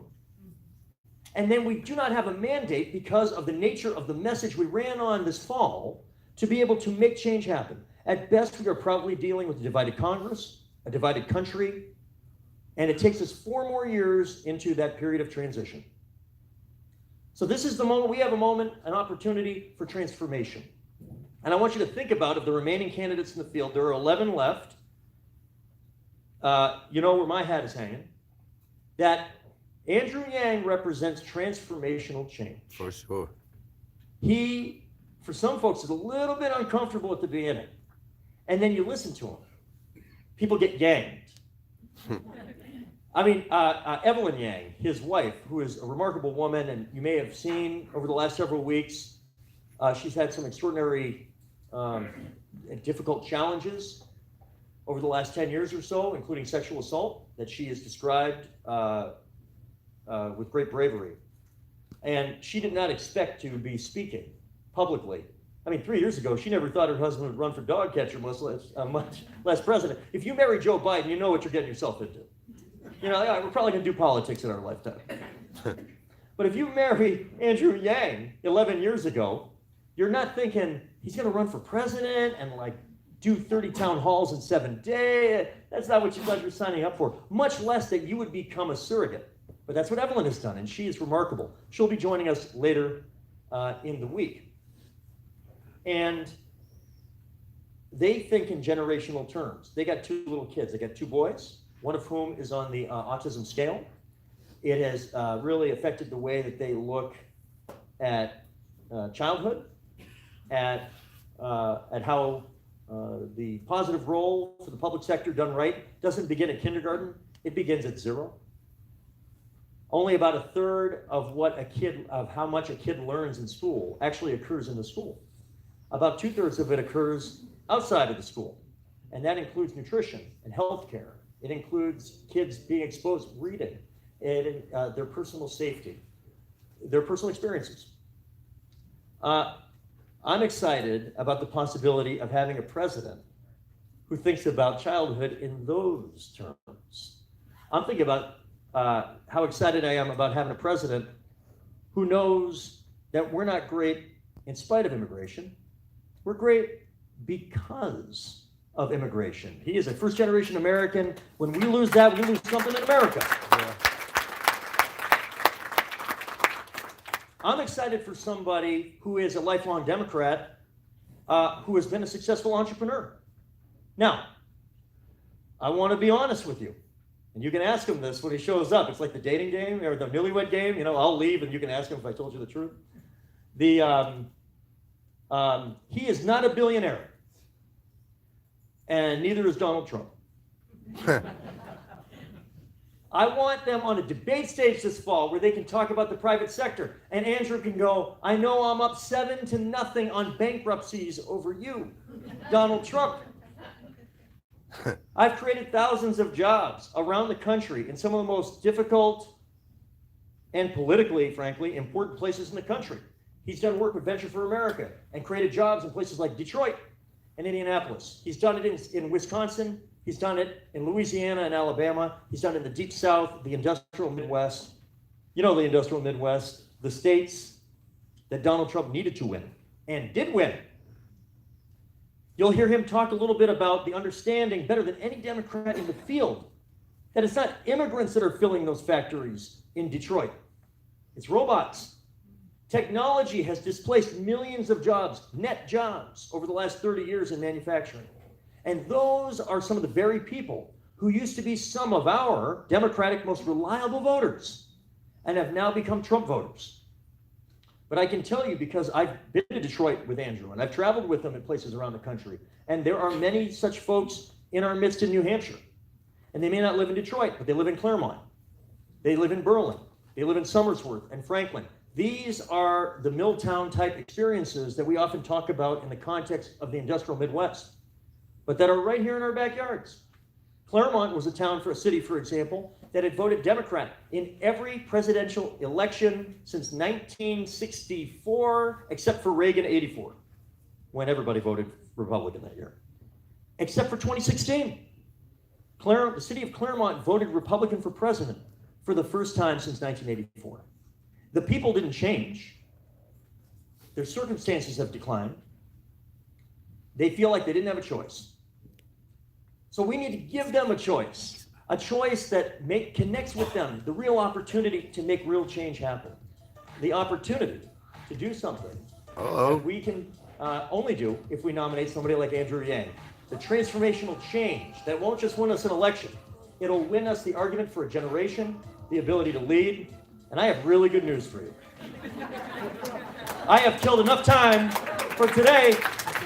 We're not going to do Q&A from the floor. Instead, you get the next Let's go, Andrew! of the United States of America, Andrew Yang. Yeah! Hello, New London. How are you? Yes. It is great to be back in New Hampshire. I gotta say, I missed this place a lot. During the last 17 days, we did a bus tour in Iowa, and I wasn't allowed to say this in any way, but I was like, man, I really wish I were back in New Hampshire. Genuinely. I mean, because you all have been a natural home for me in my campaign. I think it was in part because I went to high school here. How many of you knew that? I went to Phillips Exeter Academy, graduated in '92. They had me back to speak a little while ago, and I said to the student body, I was like, I haven't been back since graduation because I didn't really have a good time here. And then the student body erupted in applause. I was like, oh no. So after that, I went to Brown University, and I went to a law school in New York City, became an unhappy lawyer for 5 whole months, and then left to start a business. How many of you all have started a business or organization or club? So if you have your hand up, you know a couple things. Number one, it's much harder than anyone ever lets on. And number two, when someone asks you how it's going, what do you say? Great. Yes, my business went great too until it failed. My parents told their friends I was still a lawyer. But I'd been bitten by the bug. I worked at another small company and then another, and then I became the CEO of an education company that grew to become #1 in the United States and was bought by a bigger company in 2009. 2009 was a very tough time in much of the country. How many of you were here in New Hampshire in 2009? So that was the wake of the financial crisis. Many people were struggling. And I thought I had some insight as to why our economy crashed 12 years ago. It was because so many of the whiz kids I'd gone to Exeter and Brown and Columbia with had gone straight to Wall Street and helped create mortgage-backed securities and derivatives and these exotic financial instruments. I thought, what a train wreck that is. So this is where my wife became very understanding. So I came home and said, I want to start a nonprofit to help train entrepreneurs to create jobs in places like Detroit, Baltimore, Cleveland, St. Louis. How many of y'all work at nonprofits? How many of y'all volunteered in a nonprofit? You should all raise your hand to that second one. That was pretty much, are you nice? I was nice that one time. So the way I started a nonprofit, familiar to some of you, had your hands up. My wife and I donated some money. I started calling wealthy friends with the question, do you love America? The smart among them said, what does it mean if I say yes? And I said, at least $10,000. So we raised money, and then I ran this organization for 7 years that helped create thousands of jobs around the Midwest and the South primarily. We were so successful that I was honored by the Obama administration multiple times. So I got to bring my wife to meet the president. My in-laws were very excited about me for about a week. I think she did all right. Check it out. But I had this sinking feeling traveling the Midwest and the South. How many of you all are from the Midwest or the South? I had this sinking feeling traveling the Midwest and the South that things were getting worse, not better, in many, many parts of our country. And then Donald Trump became our president in 2016, a night I know you remember well. And first, how did you all react when Donald Trump won? It's like shock, devastated. I had a similar reaction where I thought, wow, things must be really turning in a strange direction if tens of millions of our fellow Americans decided to take a bet on a narcissist reality TV star as our president. And imagine being someone who is getting accolades and awards for helping create jobs in the Midwest and the South and feeling like your work was like pouring water into a bathtub that had a giant hole ripped in the bottom, and that the water is rushing out stronger and faster. Trump wins. And if you turned on cable news between that devastating night and tonight, at any point, why would you think that Donald Trump won? Russia. But you hear nothing except about Donald Trump. Well, Russia, celebrity, Facebook, Hillary Clinton, Bill Clinton. Bill Clinton, sure. Fear, lies, racism, emails, FBI, all sort of mixed together. But New London, I'm a numbers guy, and the numbers tell a very clear and direct story as to why Trump won. We eliminated 4 million manufacturing jobs over the last number of years in this country. And where were those jobs primarily located? Ohio, Michigan, Pennsylvania, Wisconsin, Missouri, Iowa. This happened in New Hampshire a little bit earlier. You all lost about 12,000 manufacturing jobs plus a number of years ago. Most of them were in the northern part of the state. I've been to those towns. You might have been to those towns. And after the plant and the mill closed, then the shopping district closed, people left, schools shrank, and that town has never recovered. What happened in the northern part of New Hampshire has happened in Ohio, Michigan, Pennsylvania, Missouri, Wisconsin. And unfortunately, those trends, that elimination of those manufacturing jobs is shifting to other parts of the economy. How many of you have noticed stores closing around where you live here in New Hampshire? And why are those stores closing? Amazon. Amazon's like a spaceship hoovering up $20 billion in business a year, closing 30% of our stores and malls. Most common job in the economy is retail clerk. Average retail clerk is a 39-year-old woman making $8 to $12 an hour. What is her next job going to be when the store closes? Unemployment. We're not sure. How much did Amazon pay in taxes last year? Zero. So that's the math, New London. 20 billion out, 30% of stores close, most common job disappears over time, and we get zero back. Now those are changes we can see around us. But it's much more pervasive than most of us think. When you all call the customer service line of a big company and you get the bot or the software on the other end, you probably do the same thing I do, which is you dial 000, say human, representative, like until you get someone on the line. Raise your hand if that's what you do. Oh yeah, we all do that. We're all like, a person still works at this company somewhere, and I'm now going to find that person. But in 2 or 3 short years, the software is going to sound like this. Hello, Andrew, how are you? What can I do for you? It'll be fast, seamless, efficient. What will this mean for the 2.5 million Americans who work at call centers right now making $10 to $14 an hour? How many of you all know a truck driver here in New Hampshire? It's the most common job in 29 states. My friends in California are working on robot trucks that can drive themselves. They say they're 98% of the way there. A robot truck just transported 20 tons of butter from California to Pennsylvania last month with no human intervention. Why did they choose butter for this maiden voyage? I have no idea. But if you Google robot butter truck, you can find the story. What will this mean for the 3.5 million truckers or the 7 million plus Americans who work at truck stops, motels, and diners that rely upon the truckers getting out and having a meal each day? New London, we're in the midst of the greatest economic transformation in the history of our country, the 4th Industrial Revolution, and it is ripping us apart. It's about to accelerate because artificial intelligence and these other technologies are about to emerge, and they're getting stronger and faster all the time. Whereas we feel lucky to stay about the same. You know what I mean? Like if we didn't get dumber on a given day, we're like, well, that was a pretty good day. But that's not where the tech is. The tech's getting faster all the time. There are young people here that, you're actually getting smarter. Like he's getting smarter for sure.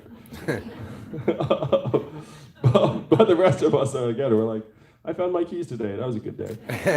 So this is the reality of the situation we're in. And our government is essentially absent from trying to help manage this transition. Our government is 25 years behind the curve in technology. And I can say that with precision because we got rid of the Office of Technology Assessment in 1995. So think about everything that's changed from 95 till now. And then imagine a Congress that has had no independent technology advice during any of that time. Heck, even this fiasco last night in Iowa, I mean, what the heck is going on with that? New Hampshire, I gotta say, New Hampshire, you're about to look awfully good in about a week. Yeah. Because you know what's gonna happen? People are gonna vote, and then we're gonna know how many of you voted. And that's it. That alone will be a quantum leap forward.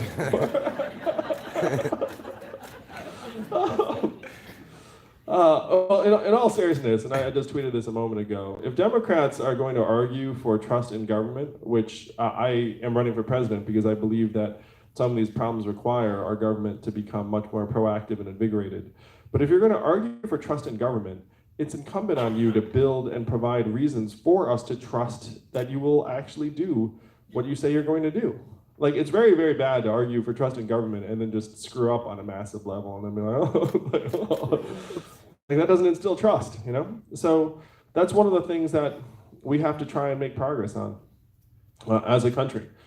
So I was absorbing all these reasons for Trump winning and the fact that technology is accelerating very quickly in 2017 after Trump won. And I went to our leaders in DC and asked what the plan was, and there is no plan, New London. And that's what got me to run for president. So what is the plan for us all? When you're talking about a $21 trillion a year economy and the most common jobs disappearing very quickly, I can go through the most common jobs in our economy very quickly for you because it'll give you a sense of the enormity of the changes. The top 5 job categories in the United States of America are administrative and clerical work, retail and sales, food service and food prep, truck driving and transportation, and manufacturing. Those 5 job categories are just named about half of all American jobs. You can see them all shrinking pretty quick.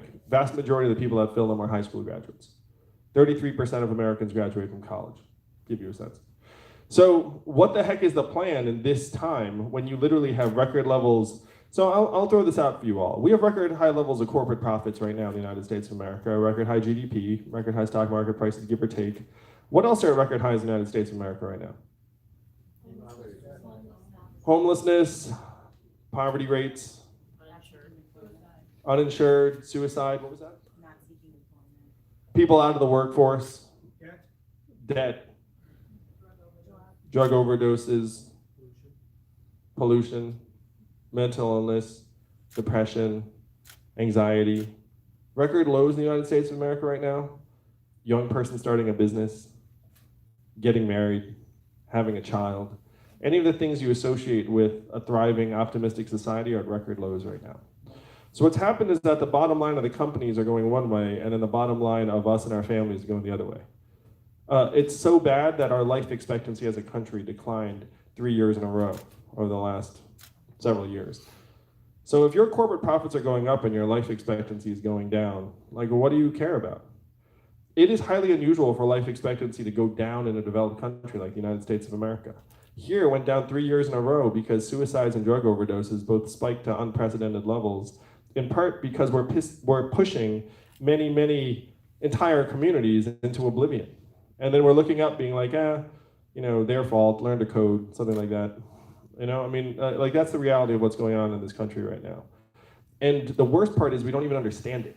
It's like we're being presented with these marginal explanations for what's happening to us, when what's really happening is that we're ripping the guts out of the most common opportunities in much of the country. And then we're pretending people are actually shifting and adapting. I'm the numbers guy in New London. People are not shifting and adapting. Like anything you'd look at as like, oh, maybe people are starting businesses. No, that's not happening. Maybe people are moving. No, that's not happening. You know what are happening? Suicides, drug overdoses, mental illness, decay, 40% of American children born to unmarried moms. Like anything you'd want to put up there as like a marker of like things going poorly, and you all know it. When I say record highs in the United States of America, you all know. We all know. And we're somehow accepting it. We're all looking at being like, yeah, sure, like record high drug overdoses. I guess that's normal. That's the new normal in the United States of America. New London, this cannot be the new normal in the United States of America. This is what we have to turn around. We have to actually make this economy work for us, for you, for your bottom line, for your family's bottom line, and not the big company's bottom line. We have to stop pretending they're the same things. They're not. They're going in opposite directions really quickly. I just spoke to a group of 70 major company CEOs in New York City. I asked them, how many of you are looking at replacing your back office clerical workers with artificial intelligence and software? Guess how many hands went up out of 70? All 70. That's the system we built, New London. You actually could fire any CEO to not have their hand up, because it is their job to maximize the bottom line of their companies, and the bottom line of their companies means replacing humans with artificial intelligence and software more and more. And this is going to speed up really quick. So in this context, the universal basic income, this $1,000 a month plan that I'm proposing, is actually common sense and vital. It would provide a foundation for these towns in the Midwest that are getting blasted, for the northern part of this state, for rural areas. It's not my idea, it's not a new idea. Thomas Paine was for it, Martin Luther King was for it, Milton Friedman was for it. One state has had a dividend for almost 40 years of between $1,000 and $2,000 a year, no questions asked. And what state is that? Alaska. And how do they pay for it? Oil. And what is the oil of the 21st century? Technology. Data, technology, AI, self-driving cars and trucks. A new study just came out that said that our data, your data, is now worth more than oil. How many of you saw that? How many of you got a data check in the mail last month? If your data is now worth billions of dollars a year and you are not seeing a dime of it, then where's all that money going? Facebook, Amazon, Google, Apple, these trillion-dollar companies that are paying nothing or next to nothing back into our society. This is what we have to change. All this value that's leaving our communities and our households, we got to get it back and then put it into your hands. Raise your hand if you're a parent like me and my wife Evelyn. If you're a parent, you have had this sinking feeling. That's okay, old kids count. Heck, I mean, they should count more. You did a lot of work. If you're a parent, you've had this sinking feeling that our kids are inheriting a future that is less bright, less stable, less secure than the lives that we have led. You know why we feel that way, New London? It's true. If you were born in the 1940s in the United States of America, there's a 93% chance you were going to be better off than your parents were. That's the American dream. That's what brought my family here. That's what we all aspire to leave for our kids. But if you're born in the 1990s in the United States of America, you're down to a 50-50 shot and it's declining fast. That is why the parents feel the way we do. That is why the young people in this room feel the way you do. You feel like you've had the deck stacked against you in ways that were not true for the previous generations. It's true. We have stacked the deck against you by the numbers. So New London, this is what we must change. Imagine a country if we could look our kids in the eyes and say to them, your country loves you, your country values you, and your country will invest in you and your future. Yeah. What a game changer that would be. Let's go. This is the fundamental challenge. We have to get our communities actually excited and optimistic about their future and their children's future again. That is the struggle. I have spent 7 years traveling this country. There are many places where this is not the case.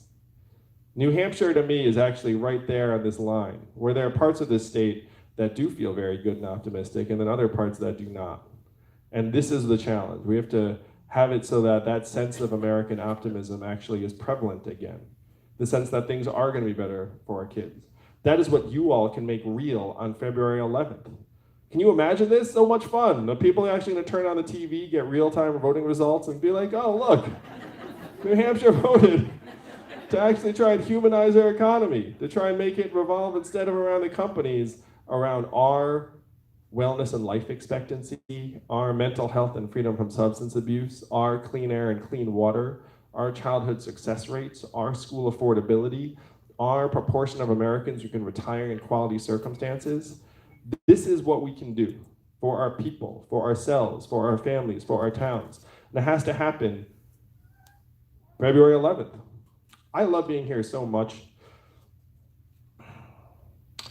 My wife and I were talking about how the heck something so mainstream in the 60s now requires the futuristic Asian man to drag it back into the light.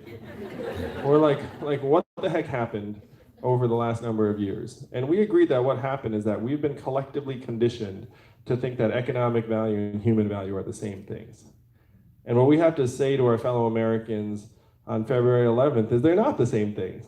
That we each have intrinsic value. Our kids each have intrinsic value as Americans, as citizens, and as shareholders and inheritors of the richest country in the history of the world. I'm not running for president because I dreamt about being president of the United States. Those were not the conversations in the Yang household growing up. They were not saying, you're gonna be president someday. They were like, you're terrible, clean your room. I'm running for president because, like many of you here today, I'm a parent and a patriot. I have seen the future that lies ahead for our kids. It is not something I'm willing to accept for them. They deserve better. We should give them better. We can give them better. We can give them better starting a week from today. Donald Trump is our president today in New London because he had a very simple and powerful message for our country. He said he was going to make America great again. What did Hillary Clinton say in response? America's already great. Remember that? It's been a long 3 years, I know. But it's now coming to an end. That response did not work for many Americans because the problems in our communities are all too real. We have to acknowledge their depth and reality and severity, but then we need real solutions that will actually move our communities forward. What were Donald Trump's solutions? Build a wall, turn the clock back, bring the old jobs back. New London, you know we have to do the opposite of these things. We have to turn the clock forward. We have to accelerate our economy and society to rise to the real challenges of this time, like climate change. We have to evolve in the way we see ourselves and our work and our value. I am the ideal candidate for this job because the opposite of Donald Trump is an Asian man who likes math. Thank you all very much.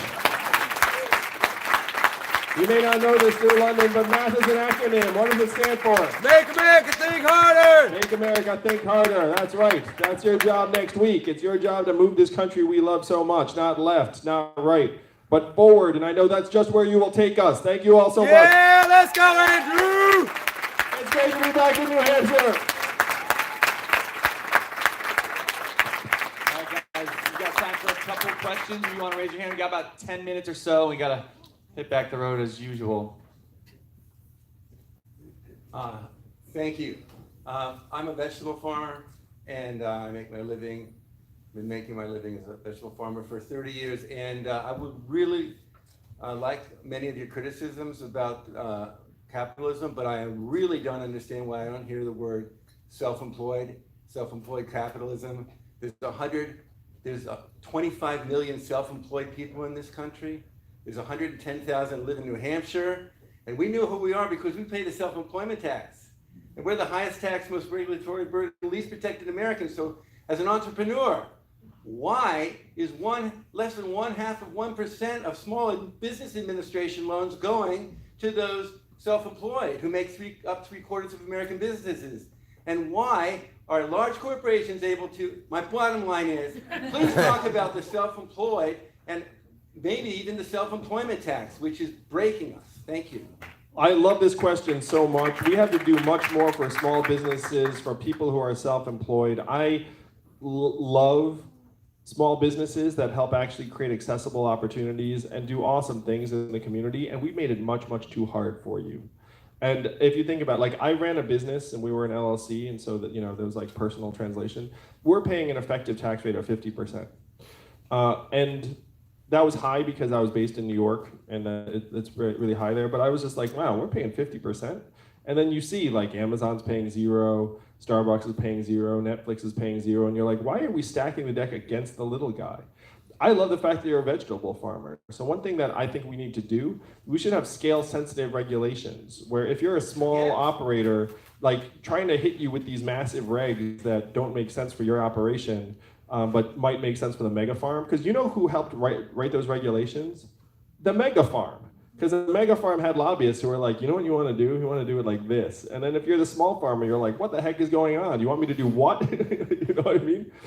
So scale-sensitive regs, lightening the tax burden, having more SBA loans for operators like yourself. I am super passionate about it because the numbers show it's harder than ever to start a small business in this country. And that is not a recipe for a healthy economy or for a healthy society. So thank you for the work you do. And I want some of your veggies. Why don't you bring some? Because when you pay the self-employment tax, 25 million people will do it. Thank you. I love it. I appreciate. You know, I'm on your side because I've been an operator just like you. I agree with just about everything you're saying, but how do you expect to get this through our legislature? Oh, this is such a fun question. All right, so check it out. You're essentially the first in the country to go to New Hampshire. So let's say this idea, this vision gets out, and Democrats realize, what's the number one criteria for Democrats voting for a nominee? Beat Donald Trump, right.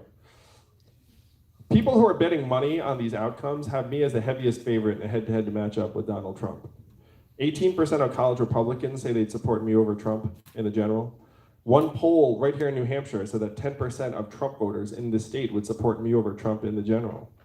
So as Democrats realize that I'm the heaviest favorite, you know who's figured this out? Donald Trump. I'm the only candidate in the field he has never tweeted a word about. Because he knows I'm better at the internet than he is. But also, what are his most potent attacks? You're a corrupt DC politician. Totally doesn't work on me. And we know this because his advisor was quoted like a video recording saying, like, if there's someone we're worried about, it's Andrew Yang. So they're trying to hope I don't make it through this process, but if I do make it through this process, I'm going to wreck him. Like, I'm just going to make him seem laughable. So, no, it's true. He's laughable with or without my help. So then I become the Democratic nominee. I beat Donald Trump. Everyone knows that I won on this dividend. Democrats and progressives will be so excited to get money into the hands of children and families, make us stronger, mentally healthier, improve education rates. But here's the kicker. What are Republicans and conservatives going to say about the dividend? The state that's had a dividend for almost 40 years is Alaska. It's a deep red conservative state. It's passed by a Republican governor. This is traditionally a bipartisan idea. This is one reason we're doing so well in New Hampshire, because many conservatives and libertarians do not mind the idea of economic buying power in Americans' hands. What do they mind? A giant bureaucracy making everyone's decisions. So 20% of Republicans will look up and say, wait a minute, this is a massive win for rural areas that I represent, red states on the interior that have gotten blasted by automation. And cash is a hard thing to demonize. Can you imagine Mitch being like, hey, this money's gonna hurt you? People will be like, wait, what are you talking about? So then we pass what's been traditionally a bipartisan plan, and then Americans will get the boot off their throats. They'll actually feel like, wow, like I feel better about this thing that the government's done than I felt about anything the government's done in like my entire lifetime. And then we can generate consensus around infrastructure and other bipartisan things that the country knows we need to make progress on. But if I become the nominee, then this idea will have a ton of support come Inauguration Day next year. Thank you. Good question. Thank you for taking my question. I'm Barbara Southard. I'm from Bradford, New Hampshire. And this is kind of in a different vein. It's the immigration area. I just wanted to ask you about the migrant protection protocols. We've had those for about a year. It's better known as Remain in Mexico policy. And because of that policy, we're forcing people, children and families, to live in very unsafe Mexican cities where they face things like kidnapping and violence from gangs. And they have to wait for their immigration hearing for months there. And sometimes they never even show up for their hearing because they can't even get there or because they're kidnapped or whatever. Anyway, would you pledge to repeal this very harmful policy in your first 100 days? What I would pledge to do is invest resources so we can meaningfully enact our policies at the border in a much more effective way, so that you don't have waiting lists that extend for years on end, and you don't have people who are then struggling in various circumstances. Because right now we don't have those resources in place on the border, and it's causing all sorts of negative effects. I do think we need to enforce the southern border in a real way, and I would of course never separate kids from their families or throw kids in cages as a parent and American. All of that is reprehensible and unconscionable. That I would pledge to invest proper resources at the southern border so that we can actually enact our policies in a way that's consistent with our values.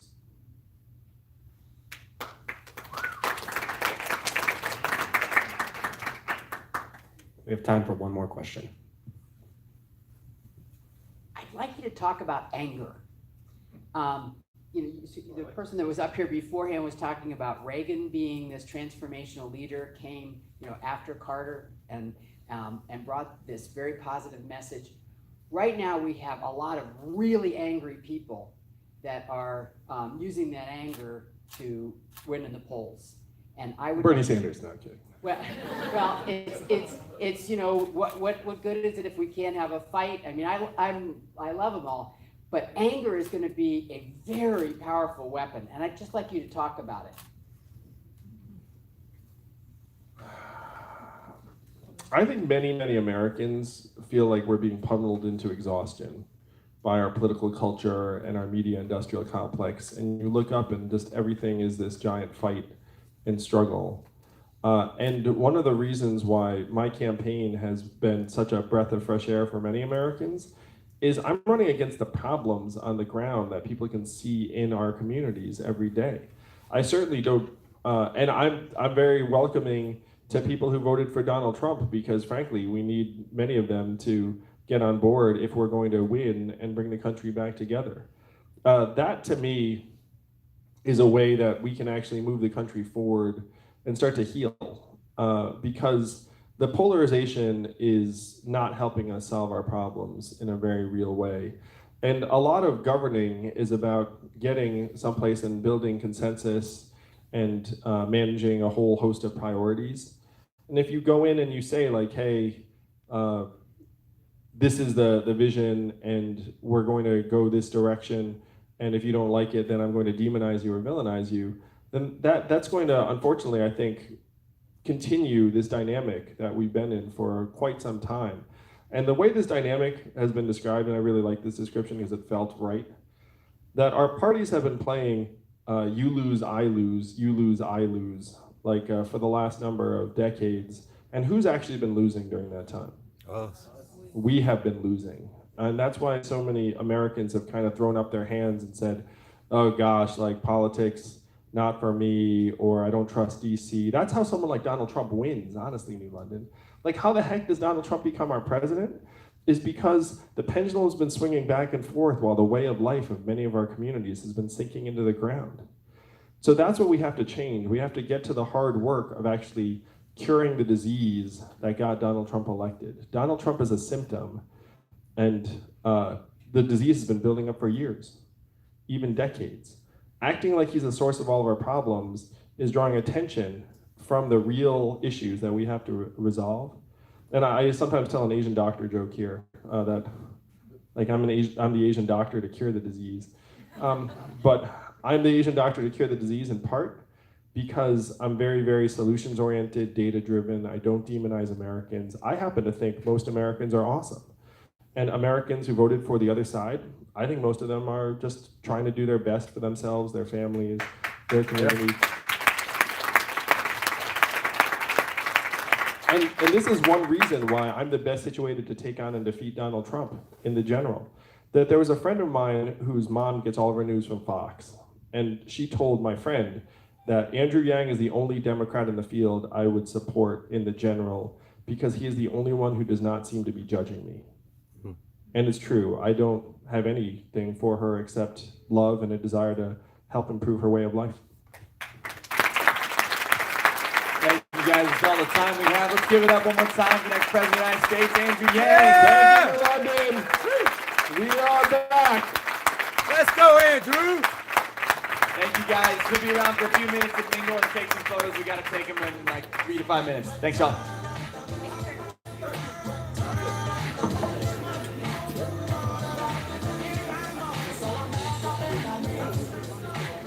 All right, Yang Gang, there you have it.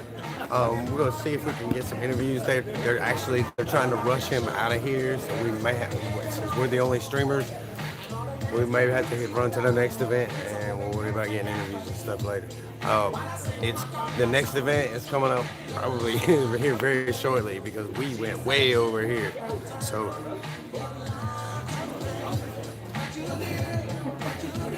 it's gonna be where it is.